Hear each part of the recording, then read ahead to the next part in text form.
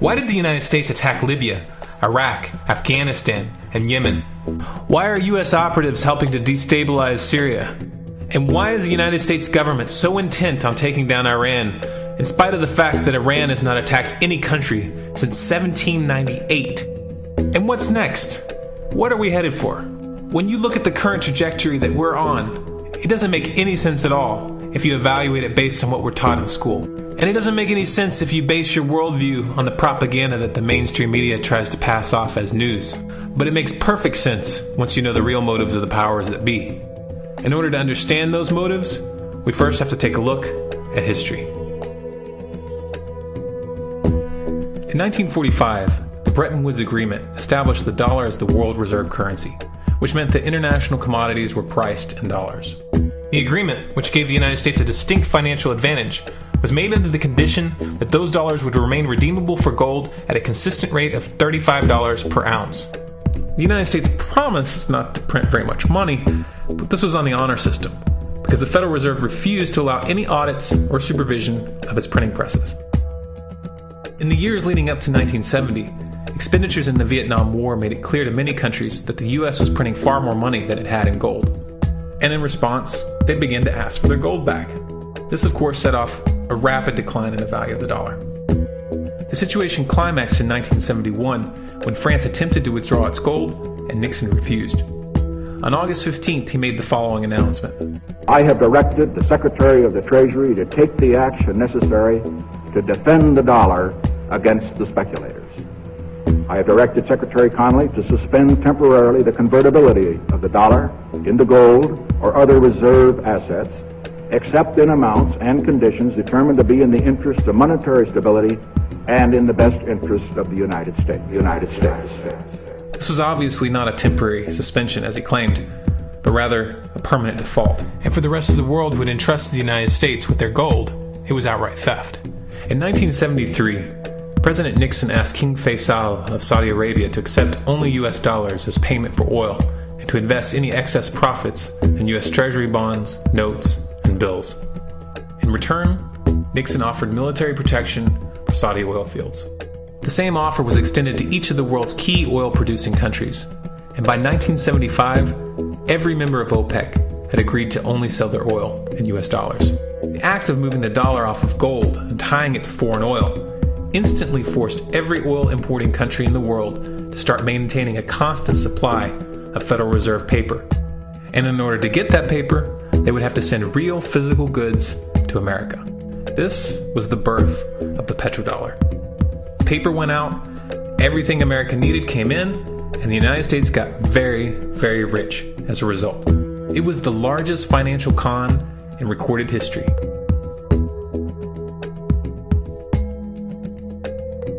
The arms race of the Cold War was a game of poker.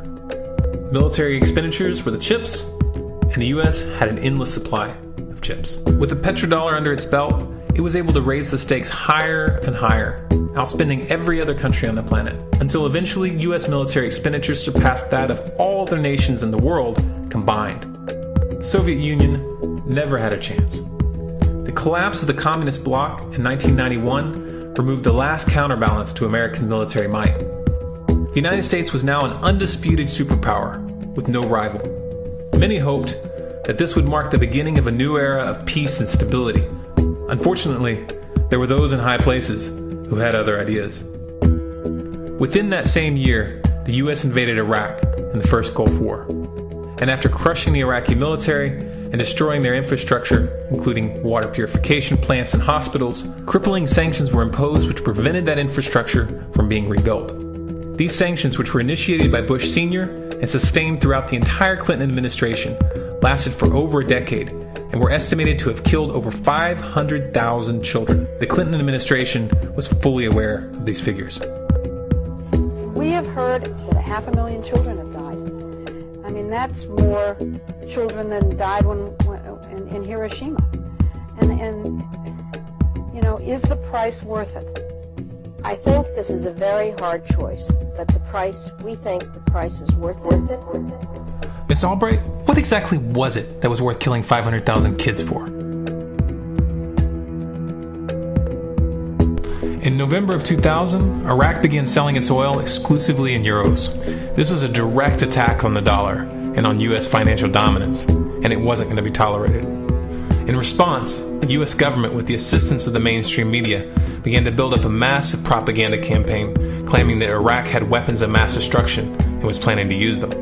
In 2003, the U.S. invaded, and once they had control of the country, oil sales were immediately switched back to dollars. This is particularly notable due to the fact that switching back to the dollar meant a 15 to 20% loss in revenue due to the euro's higher value. It doesn't make any sense at all unless you take the petrodollar into account. So I came back to see him a few weeks later, and by that time we were bombing in Afghanistan. I said, "Are we still going to war with Iraq?" And he said, "Oh, it's worse than that."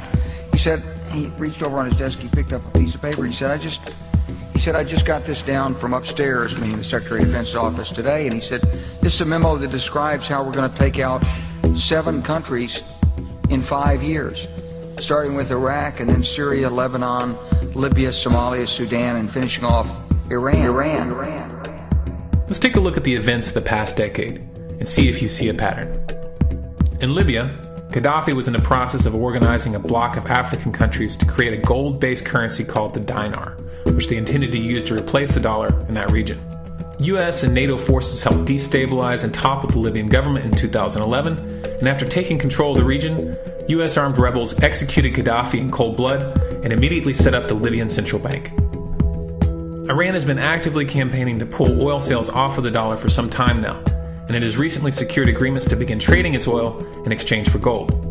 In response, the US government, with mainstream media assistance, has been attempting to build international support for military strikes on the pretext of preventing Iran from building a nuclear weapon. In the meantime, they established sanctions which US officials openly admit are aimed at causing a collapse of the Iranian economy. Syria is Iran's closest ally, and they are bound by mutual defense agreements. The country is currently in the process of being destabilized with covert assistance from NATO, and though Russia and China have warned the United States not to get involved, the White House has made statements within the past month indicating that they are considering military intervention. It should be clear that military intervention in Syria and Iran isn't being considered. It's a foregone conclusion, just as it was in Iraq and Libya. The U.S. is actively working to create the context which gives them the diplomatic cover to do what they already have planned. The motive for these invasions and covert actions becomes clear when we look at them in their full context and connect the dots. Those who control the United States understand that even if a few countries begin to sell their oil in another currency, it will set off a chain reaction and the dollar will collapse. They understand that there is absolutely nothing else holding up the value of the dollar at this point, and so does the rest of the world. But rather than accepting the fact that the dollar is nearing the end of its lifespan, the powers that be have made a calculated gambit. They have decided to use the brute force of the US military to crush each and every resistant state in the Middle East and Africa. That in itself would be bad enough, but what you need to understand is that this is not going to end with Iran. China and Russia have stated publicly and on no uncertain terms that they will not tolerate an attack on Iran or Syria.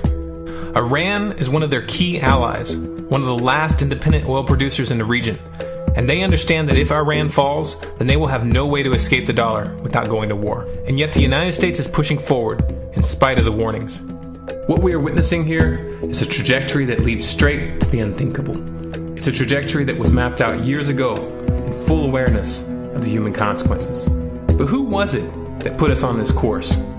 What kind of psychopath is willing to intentionally set off a global conflict that will lead to millions of deaths just to protect the value of a paper currency? It obviously isn't the president. The decision to invade Libya, Syria, and Iran was made long before Obama had risen to the national spotlight. And yet, he's carrying out his duty just like the puppets that preceded him. So who is it that pulls the strings?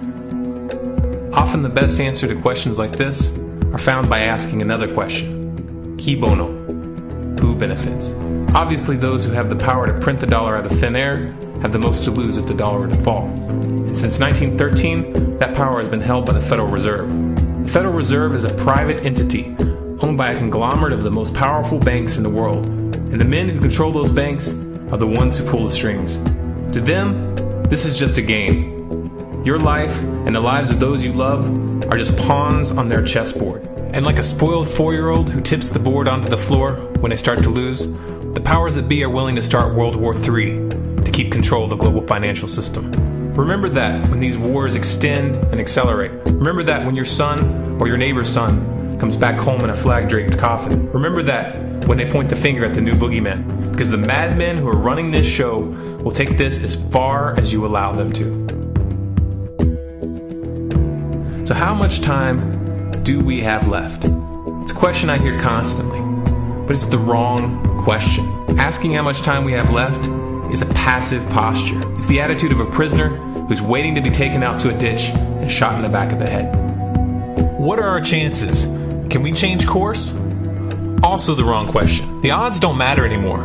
If you understand what we're facing, then you have a moral responsibility to do everything in your power to alter the course that we're on, regardless of the odds. It's only when you stop basing your involvement on the chances of success that success actually becomes possible. To strip the ill-begotten power from the financial elites and to bring these criminal cartels to justice will require nothing less than a revolution. The government is not going to save us. The government is completely infiltrated and corrupt to the core. Looking to them for a solution at this point is utterly naive. There are 3 stages of revolution, and they are sequential. Stage 1 is already underway. Stage 1 is the ideological resistance.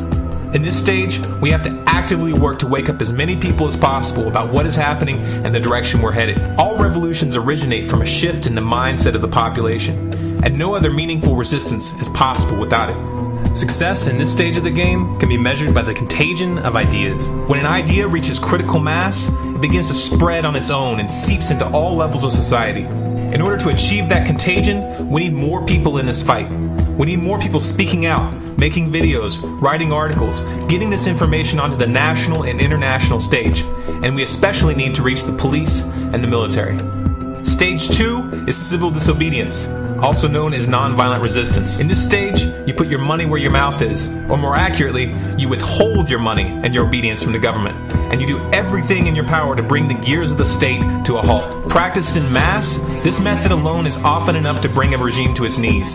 However, if you fail at this stage, Stage 3 is inevitable. Stage 3 is direct physical resistance. Direct physical resistance is the last resort, and it should be avoided and delayed as long as possible, and it should only be invoked after all other options have been thoroughly exhausted. There are those who talk tough and claim that they will resist when the time comes, but what those people fail to realize is that if you are inactive during the first 2 stages and save your efforts for the last resistance, then you will fail. When the Nazis were moving door to door, dragging people out of their homes in Germany, that was the time to fight back physically. But due to the lack of ideological resistance and civil disobedience leading up to that moment, even an armed uprising would have likely failed at that point. An armed uprising can only succeed if the people have established an attitude of active resistance. And active resistance is only possible after their minds have broken free from the mainstream propaganda. If you want to fight back, it's now or never. You're not going to get another chance, and the stakes are far higher than they were in Nazi Germany.